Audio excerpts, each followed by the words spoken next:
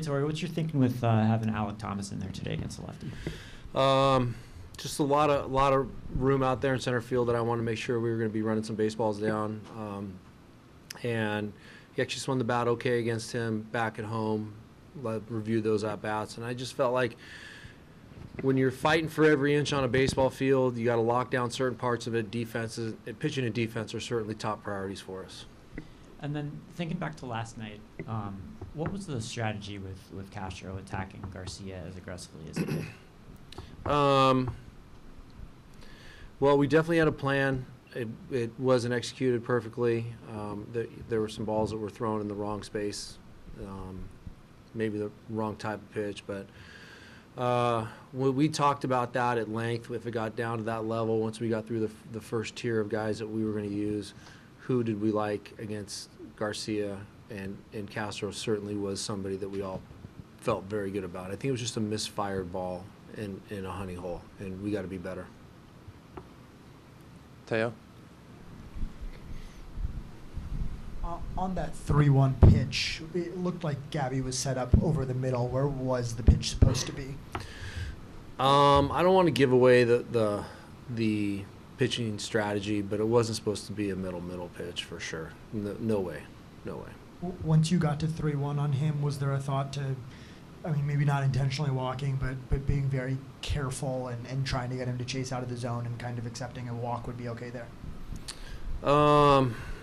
Not particularly. You don't think that a World Series in the bottom of the 10th inning is going to end on a walk-off home run.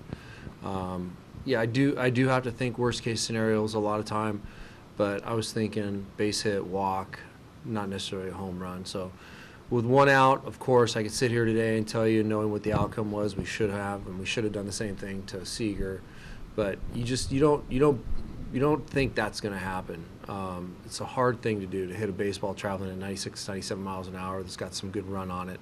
And if we place the ball where we're supposed to, we're probably going to have a much better result. So do I have a regret? No, because like I said last night, I was thinking through it with a very clear head, had a lot of good conversations with the staff around me, and not one person said we should pitch around him and put him on. Jack, in the middle. Torey, in your perfect world tonight, do you actually let Merrill go or push him even to go a little further, get a few more outs out of him, and protect your bullpen? Yeah, for sure. I'll be mindful of how he gets to where that most critical point is if we need to make a move. And when Merrill gets moving and he gets a line moving in the right direction, he gets some quick, easy outs, and it's 9, 12 pitch innings.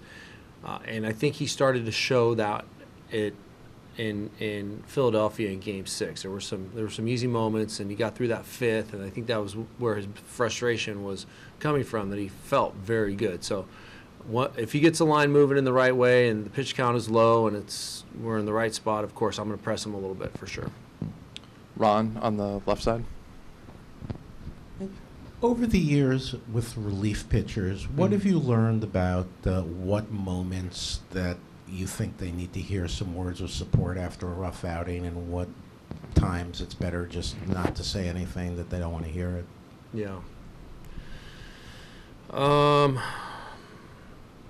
This particular area is kind of right in my wheelhouse. I feel like I get to know the players. We share a lot of really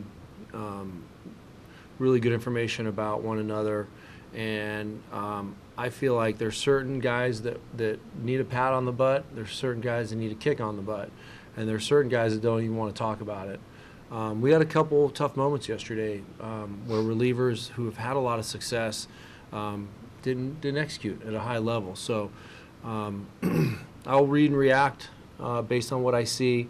Maybe have a follow-up conversation with them at some point, but nothing today unless somebody wants to engage me, because I feel like we've all turned the page and flushed it, and we got to be ready for this next challenge. In particular, I said to Paul Sewald maybe 2 words. You're still good. We're all good. Don't you worry.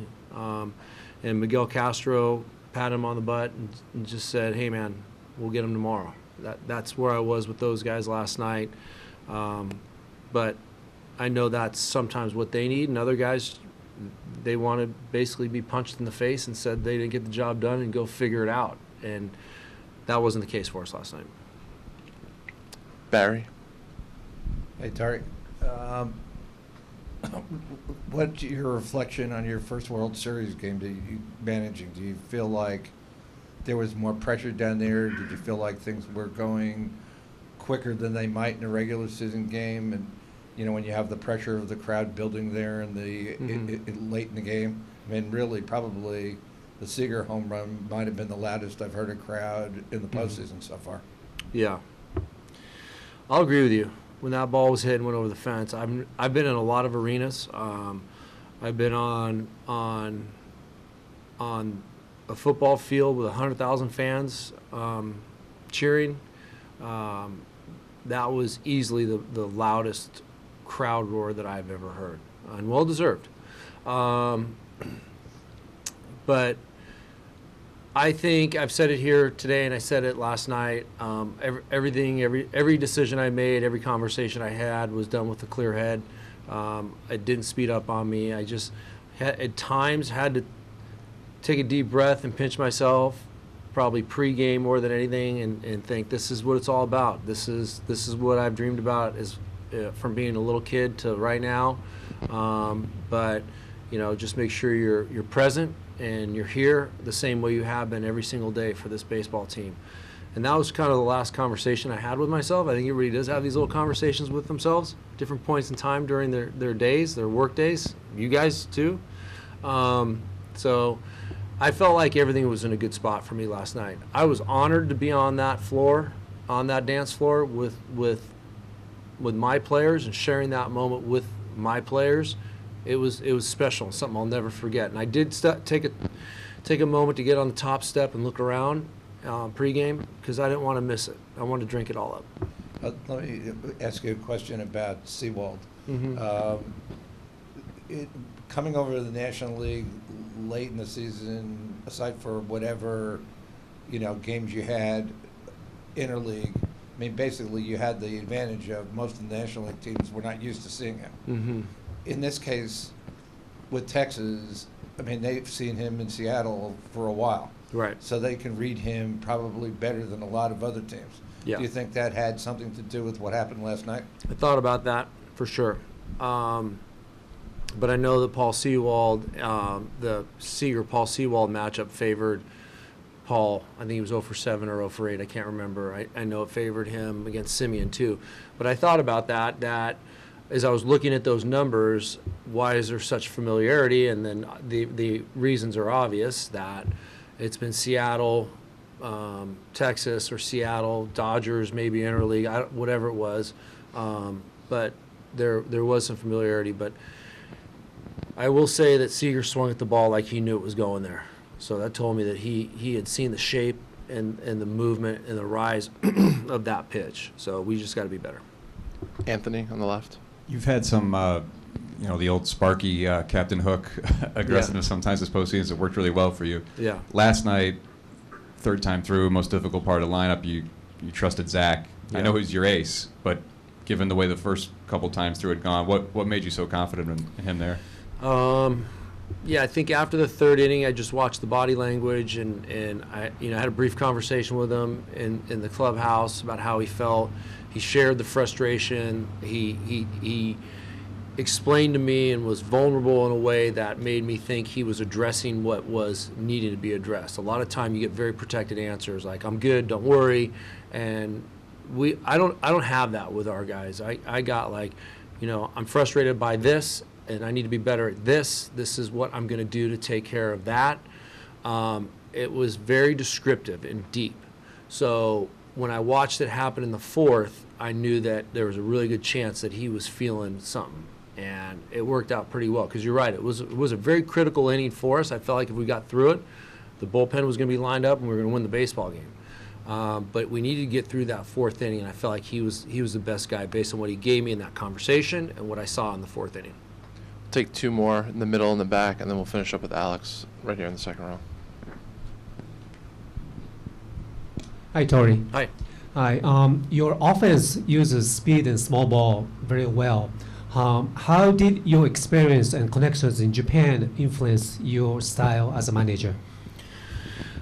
I my philosophy is I have to manage the team that we have, and it's always going to be a little bit different. I might have a team in a year or two that can hit 3 home runs and win a different way. But in this particular case, we have a bunch of speed and guys that love to execute. So I will manage them accordingly.